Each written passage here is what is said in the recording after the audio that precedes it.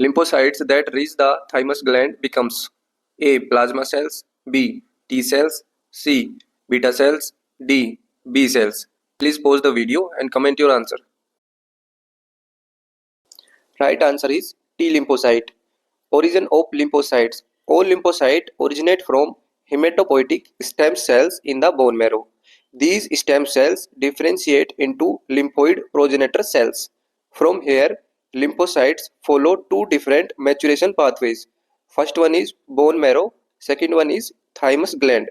Role of thymus gland in the maturation of T lymphocyte. The thymus is the primary lymphoid organ located in the upper chest behind the sternum. Its main function is maturation and differentiation of T lymphocytes.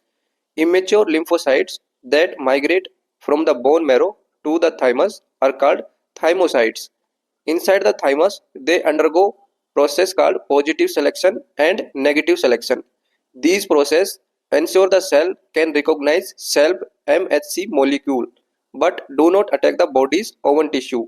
MHC molecule, also known as major histocompatibility complex, is a group of cell surface protein that present antigens to T cells, allowing the immune system to recognize self versus non-self tissues. In human, MHC is called HLA system, human leukocyte antigen. After thymic maturation, different functional T cells are produced. The first one is helper T cell, also known as CD4 cells. These cells coordinate immune response, activating B cells and macrophages. Second one is cytotoxic T cells, also known as CD8 cells.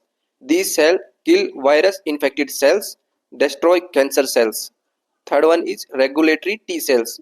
These cells prevent autoimmune reactions.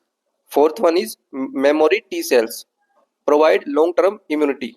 Let's see why other options are wrong. Option A, plasma cell. Plasma cells are derived from B cell, not thymus lymphocytes.